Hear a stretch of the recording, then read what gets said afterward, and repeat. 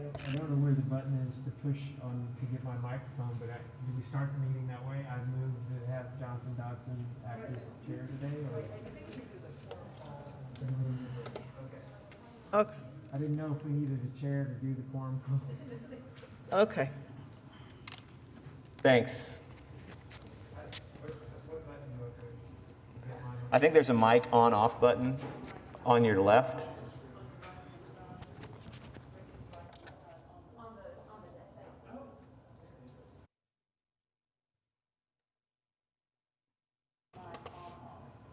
Speak on off.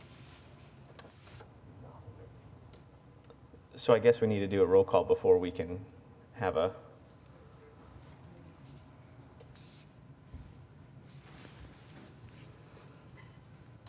Yeah, Jennifer, do you want to go ahead and call the roll, and then we'll designate someone as chair since we do not have a vice chair or a chair present. Thank you very much. Kasha Egan, Sandino Thompson, Ophelia Cancio, Present. Jonathan Dodson, Present. Richard McCown, Present. Avis Scaramucci, Present. and Brent Wall. Present. We currently have a quorum. Now, could we entertain a motion? I'd like to move to have Jonathan Dodson act as our chair this morning. I will second that.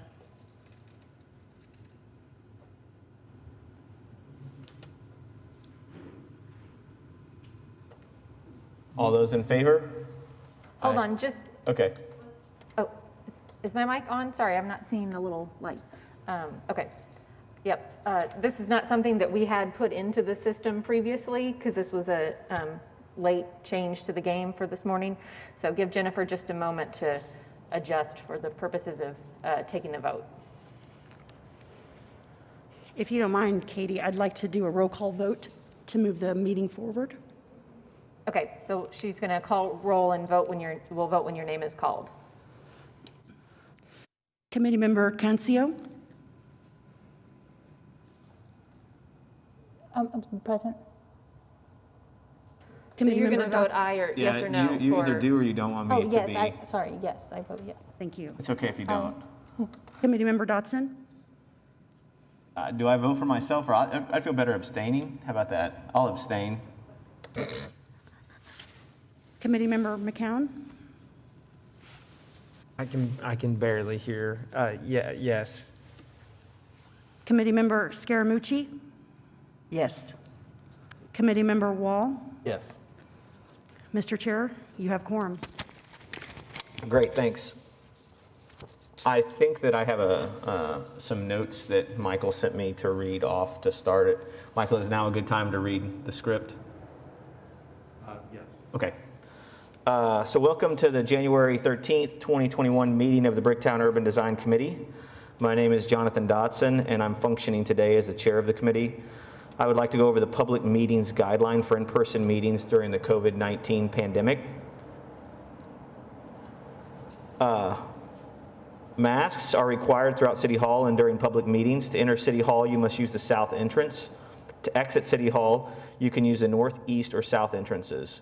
The west entrance is currently closed due to construction. To exit, you will need to push the green exit button. Every other pew is taped off and only 3 individuals can sit on an open pew. Seating is marked on those pews. Families will be allowed to sit together. Accommodations for overflow will be provided on the 3rd floor lobby, and if needed, the 2nd floor lobby.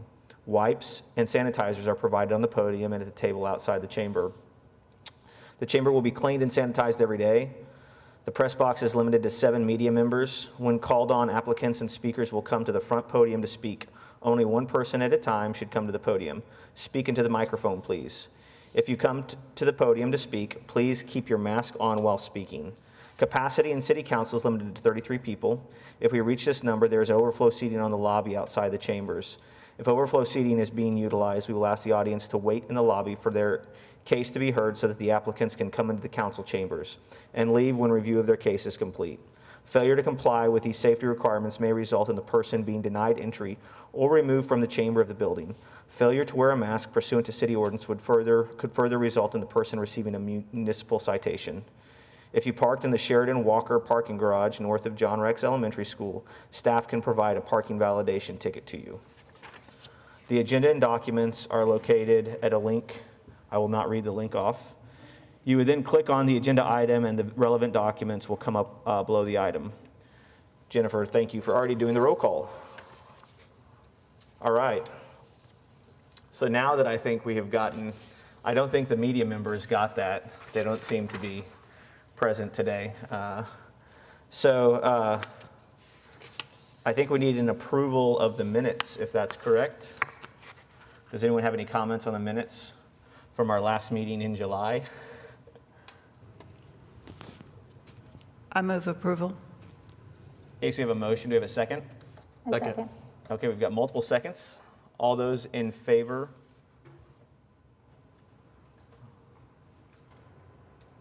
Yeah.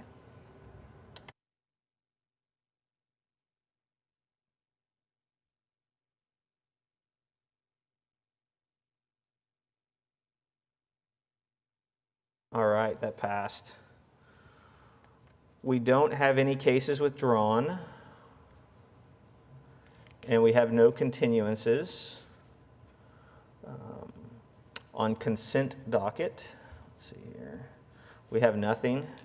And we have no cases for individual consideration. Other business, the 2021 meeting schedule.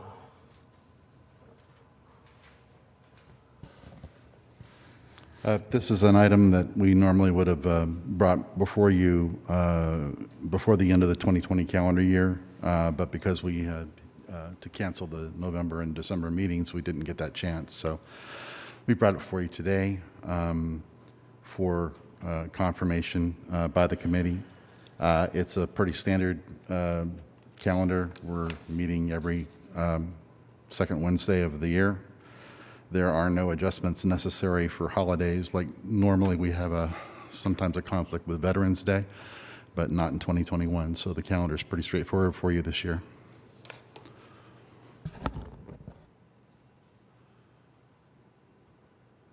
Very good. It does look like we need to elect officers. Do we need to approve the meeting Yeah, you need schedule? to We do need to, take a okay, so vote let's, on the does anyone have calendar. any comments on meeting schedule? I move to Motion. approve. We got a second. motion and a second.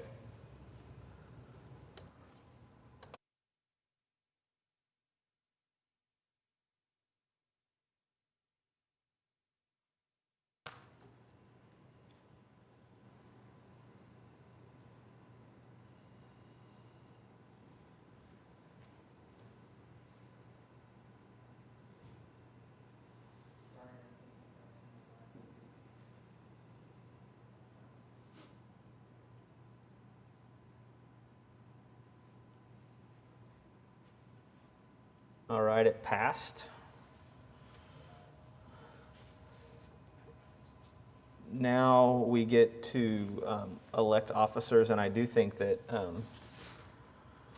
someone voluntarily offered up themselves today in email, since they're gone, in Sandino. So depending on how we feel about him right now, I do think that he could function in either one of the chairs or vice chairs. But we have any discussion on this?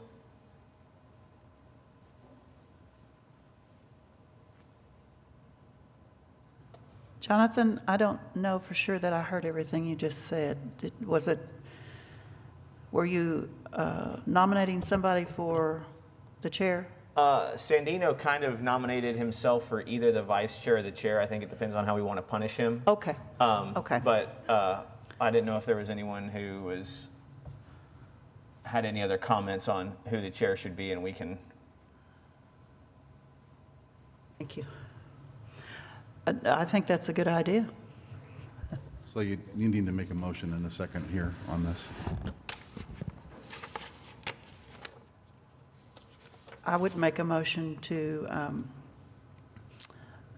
for Sandino Thompson to be the chair. Okay. Does anyone want to second that? I'll second that. Okay.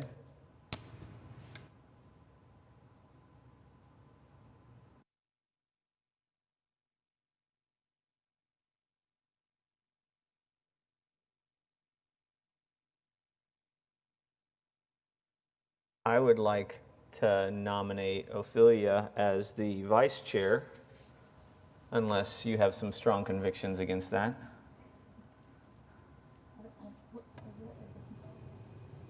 Are there additional responsibilities with being vice chair that I need to be aware of? Dealing with Sandino would be the biggest problem. That is a big Outside of one. that, if he's not here, then you would run the meeting. Okay. You feel good about that? Okay, And Going up. I would second that. cool.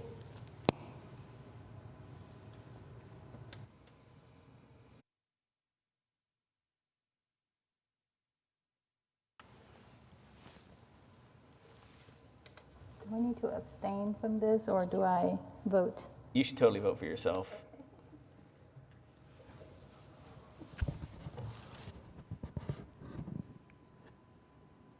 Need to correct the second on that. Okay.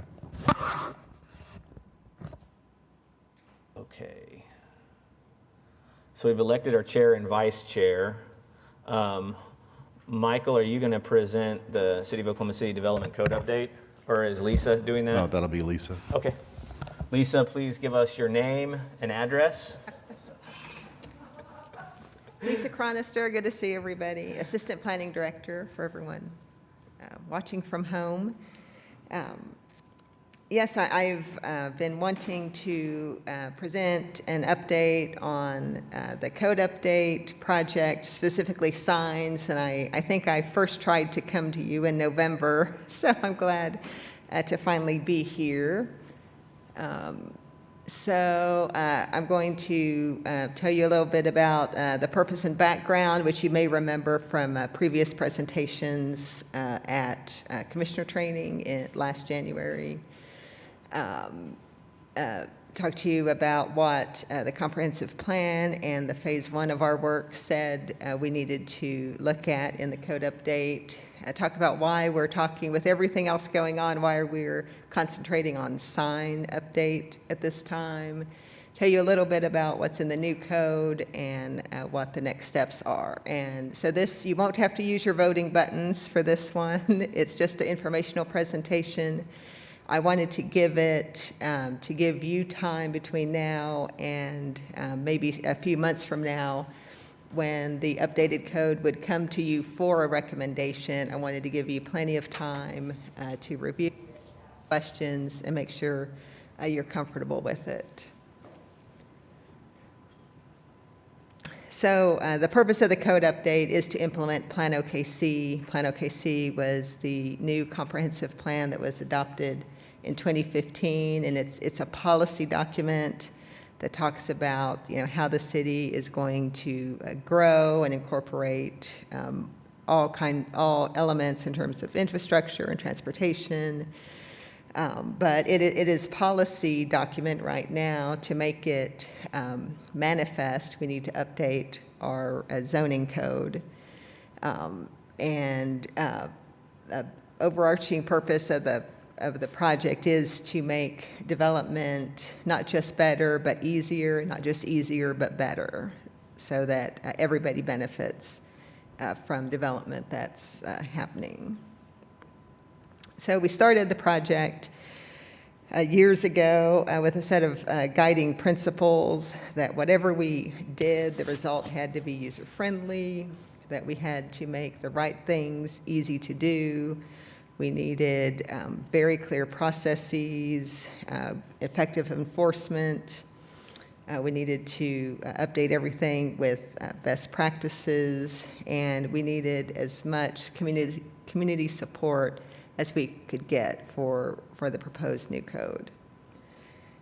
So we started in 2017 with what we called the code diagnosis. Several of you might have been involved in focus groups on that subject. We had a consultant come in and interview a lot of stakeholders, scour our existing codes, and make recommendations on what needed to change in order to bring it into alignment with Plan OKC. Then in 2019, we hired another consultant to take those recommendations and actually do the technical code writing, and that involved some reorganization that I'll talk more about. But then in early 2020, staff was asked to expedite updates to the sign code. Why?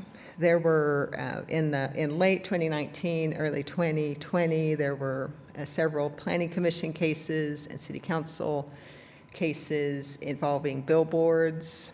Around town, there was one you might remember specifically on Hefner Parkway, one on 39th Street, one up on Memorial, and all these cases kept bringing up the same questions about where are billboards appropriate, where are they not, what are some ways we can mitigate any of the negative effects we think they have.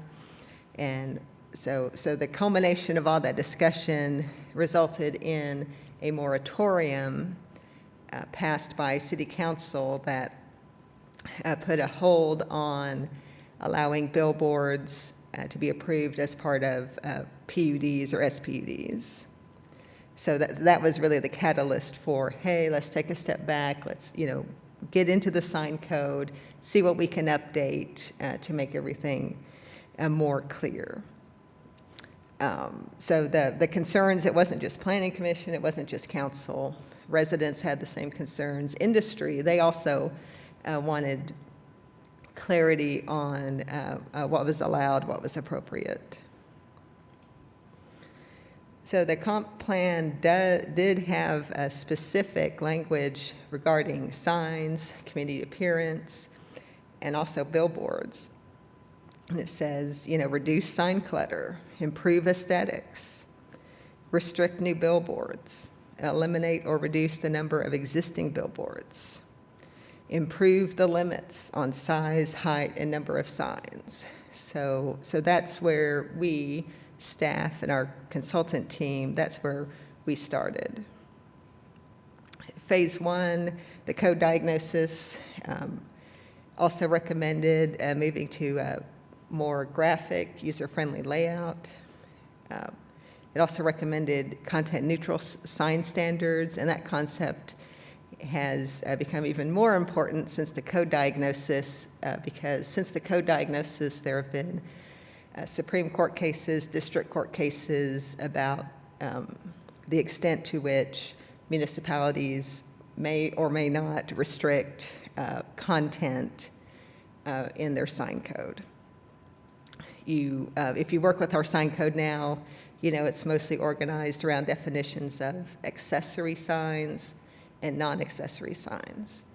Accessory signs are signs having to do with the use or the business on the site, like Avis's Fine Fashions on Avis's business. That's accessory to the building on the site. But non-accessory is typically considered advertising. So if Avis's Fine Fashions has a sign saying drink Coca-Cola, that's a message not related to her business. But all those distinctions have to do with content, which we're trying to move away from. Phase 1 also recommended, more clear procedures for administration and review.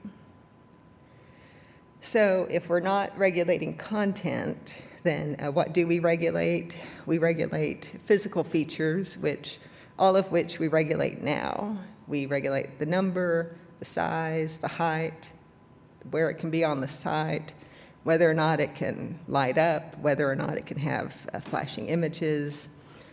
Everything having to do with the physical nature of the sign is still something that cities have an interest in regulating.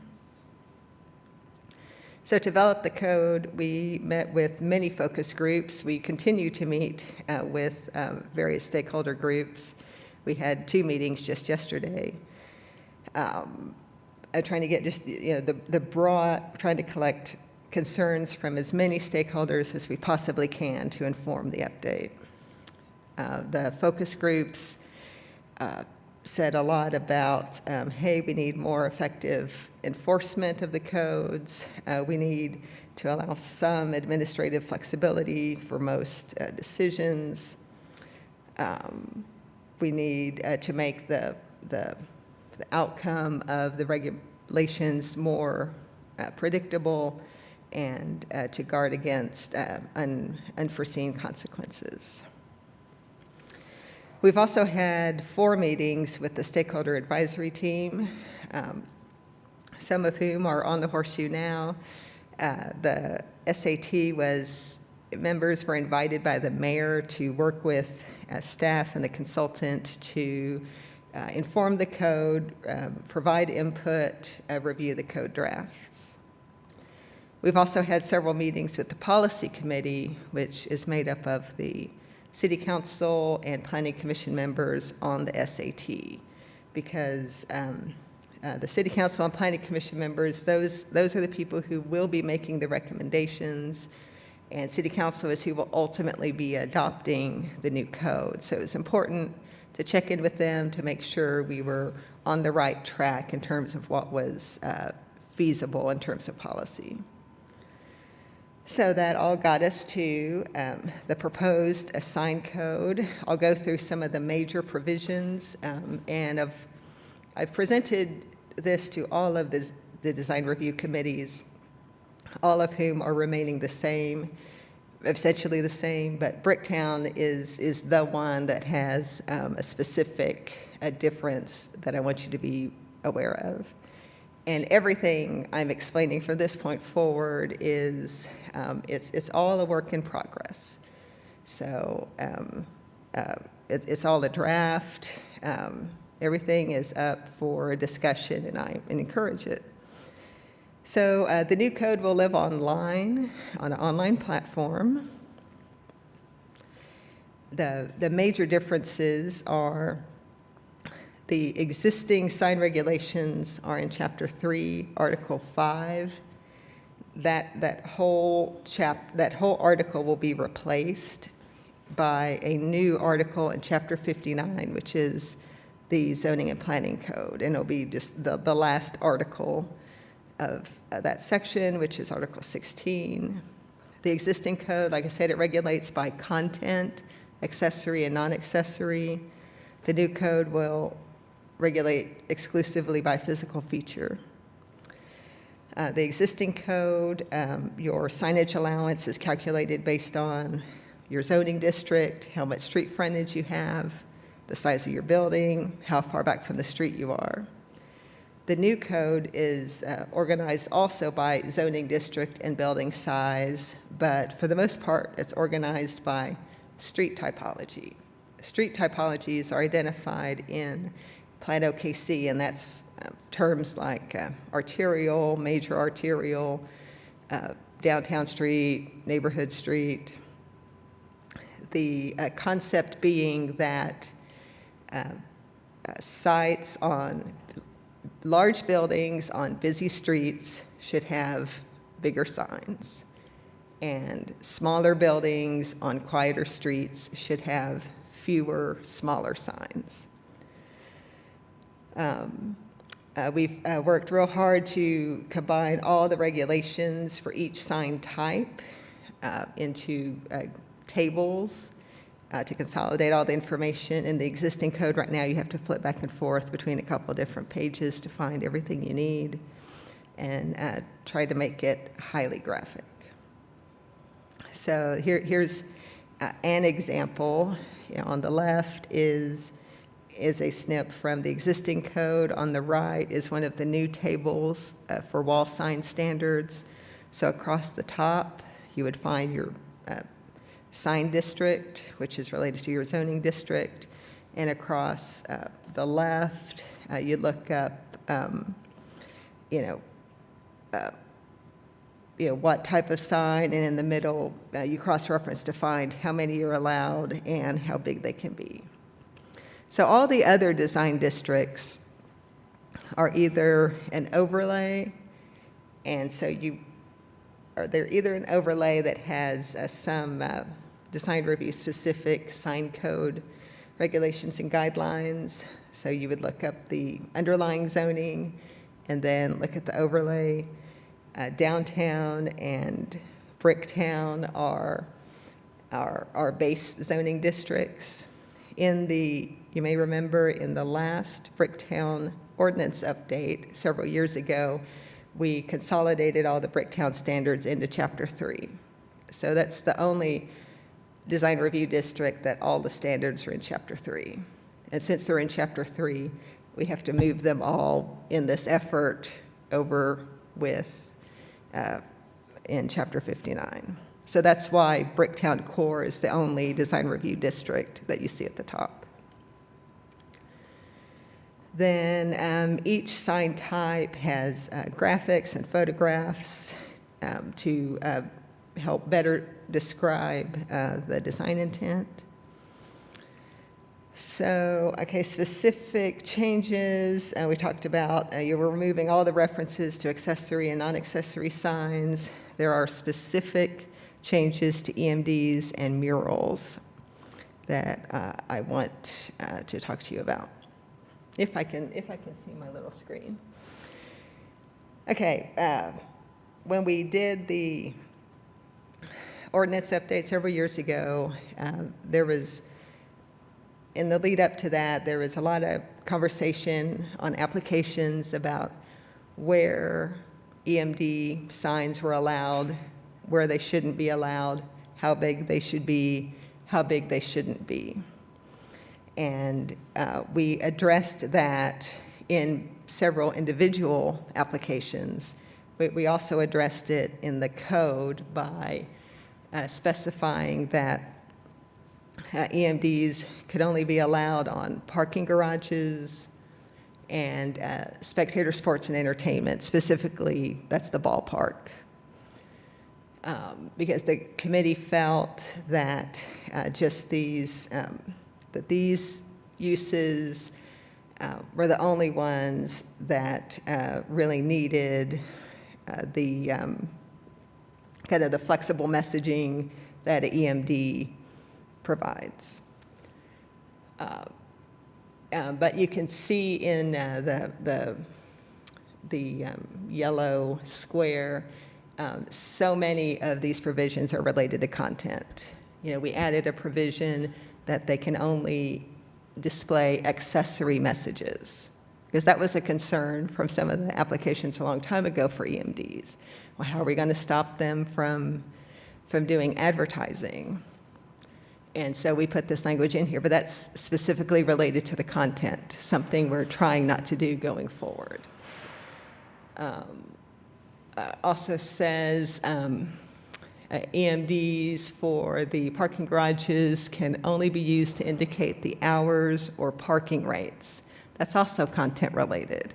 What we're trying to do in this new code is say we don't care, we can't, it's not that we don't care, we can't care what you're saying on your sign. All we actually really care about is its size, where it is, if it blinks, things like that. So, everything on the upper left has been moved, has been translated over to the right column, and we've translated it to get away from content. We've translated it into building size. We're saying sites with at least 10 acres and parking garages or parking lots with 50 or more parking spaces. So we're saying large parking lots and large sites, which obviously in Bricktown there aren't that many large sites. We think the 10 acres captures the ballpark and the event center. Questions at this point?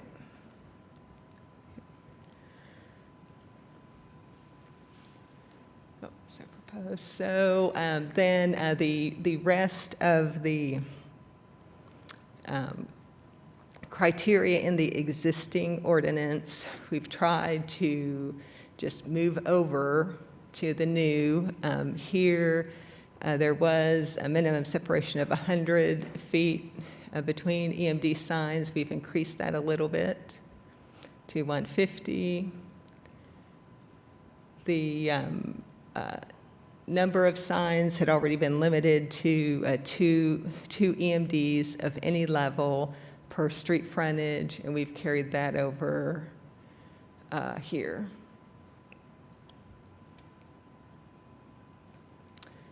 We've also made, I think, some positive changes. We're proposing to make some positive changes to the way murals are addressed. The Office of Arts and Cultural Affairs has had many meetings over many years with artists who are frustrated with all the levels of approval and the time it takes to make that happen. So the new process would still require a sign permit. It would still require a certificate of approval in design districts, but it would not require Arts Commission approval.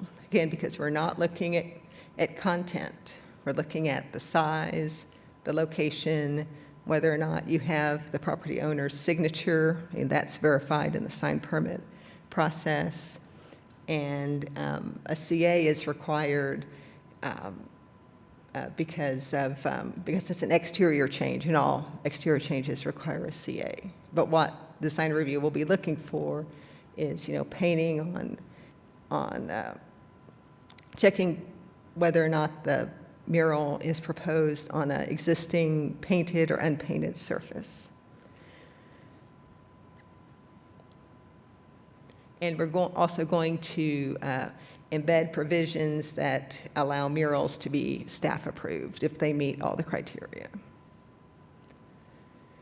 So those are two issues I think very much affect Bricktown. I'm just going to touch briefly on some others that don't really affect Bricktown, but I want you to be aware of for other districts.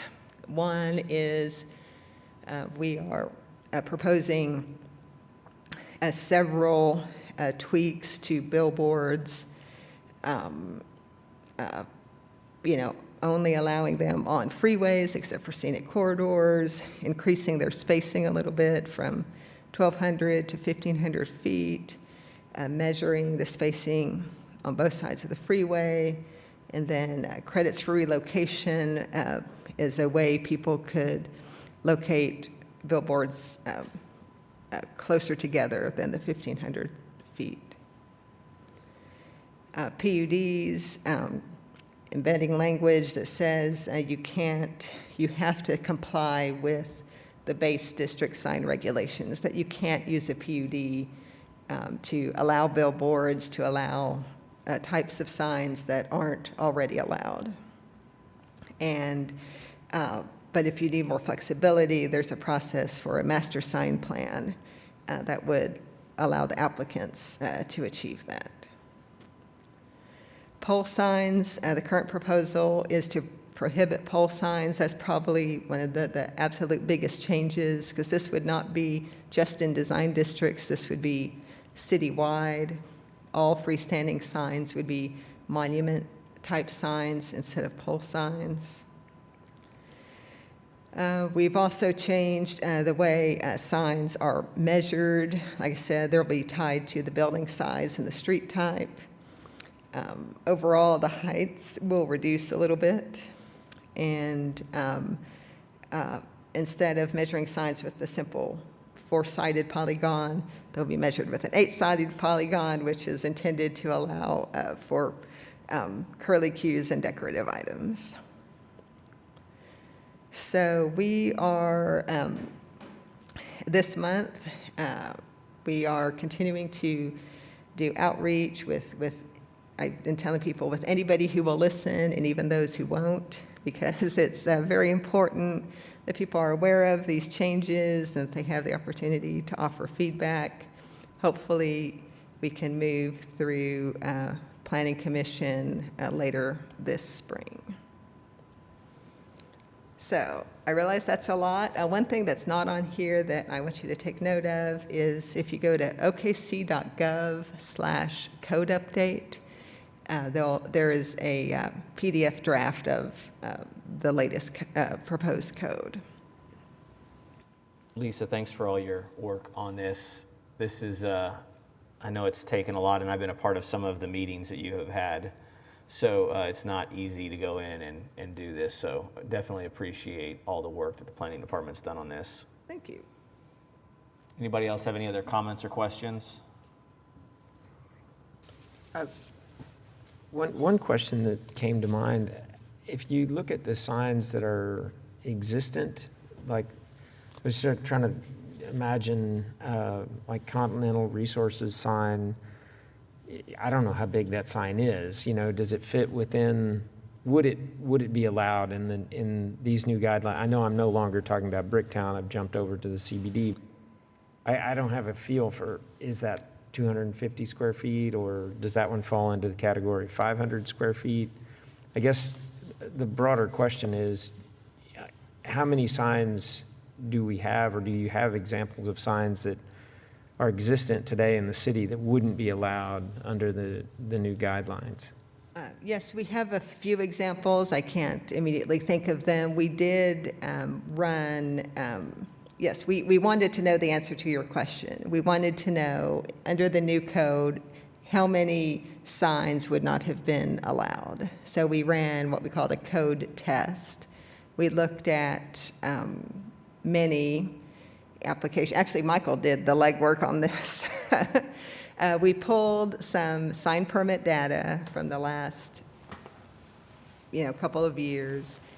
We picked various sites. We tried to be kind of blind. We picked them based on, scattered around the city, located on a variety of street typologies, variety of uses, and then we looked to see what they were permitted for versus what they would be permitted now.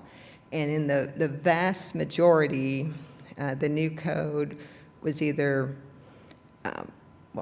the one thing that surprised us most about that analysis was that most people were not using up their allowance. They were allowed more than they built. So that helped us, we could tweak the new code threshold, but not make anybody out of compliance. There were, some cases where the new code wouldn't allow, would allow just a little bit less than that. I was trying to think, Michael, can you think? That was basic. It wasn't as different as we thought it would be going in. The on-queue would not be allowed as many signs as they have. It also seems to fix to the dilemma we were having with Bricktown, where people were going in and using PUDs to get their signs up as a workaround around us denying that. So I do love that it actually addresses that now. Yeah, and part of that, like if people have a compelling reason why they must have more or larger signs, a variance is still the way to request that. Right. Anything else, guys? Thank you. Okay, Thanks. thank you. So again, in your spare time, I encourage you to look at the code draft and let me know if you have any questions or concerns. Thank you. Thank you. And just so everybody, I'm slow. I did not realize that the speaker turns your speaker on by your computer, so you can hear a lot better if you haven't already hit the speaker button. I was about an hour late to the party on that one, so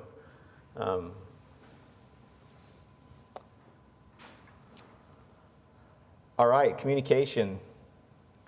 Michael, what do you have for us? Administrative approval reports from the past few months. We've had very little activity in Bricktown lately for a variety of reasons, of course. And I don't think we have any comments from planning staff. Katie, no? So. Great. Any comments from committee members? Would you all mind kind of going through the personnel changes? Because we have Katie on the horseshoe now, and I think this is our first meeting with her, so. Great. Sure. Katie A?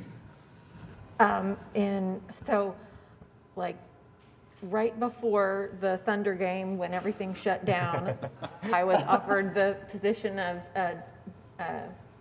division manager for current planning and urban design. So yes, people haven't seen me because we immediately went into lockdown when I took this position. So Lisa has been assistant director for a while now. I don't recall when that took effect.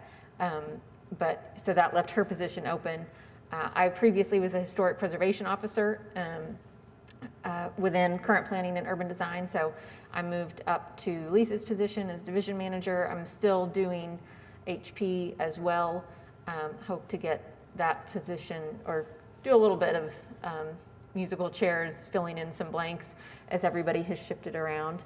And then right around that same time as well, Paula Hurst took a position with Development Services with Subdivision and Zoning. So she's staffing Planning Commission, Board of Adjustment.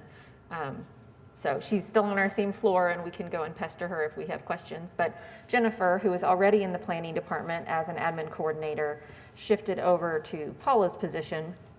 We've had a couple of other new hires in administrative positions as well, and you'll see those folks circle in and out as they provide backup at various times. But I think that covers all the changes. And I don't know if you all have worked with Cameron Conyers before. Cameron was started off with us as an intern and then became an associate planner and within current planning and urban design. He has been a great help to us on the tech support side as we've done Zoom and all these sort of things. So you've probably seen him in the background when we've done our virtual meetings.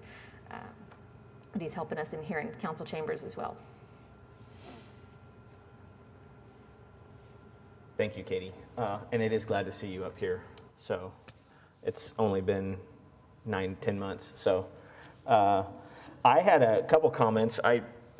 More on hopefully a remembrance note, but I think we've lost Pete Holloway, passed away this week due to COVID, and then last night Robert Ross, who was the one of the owners of Interurban and Honey Bunny and Packard's, he passed away as well. So I was more close to Robert, or as everyone called him, Rosser, but our city's really lost some really wonderful people this year and last year, and so just wanted to let everybody know that, and the city will not be the same after those two men have passed away. So that was all I had on that.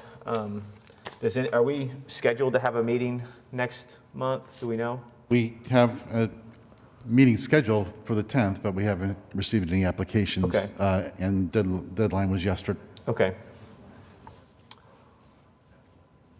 unless there's some unforeseen circumstance that requires us to. Okay. You'll hear from me one way or the other. We'll look forward to that.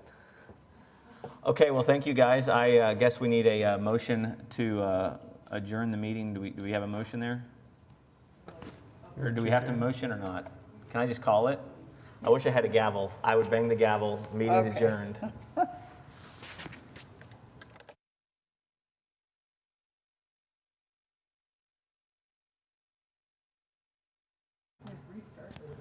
And if you all will just leave your computers, we'll come around and close everything out.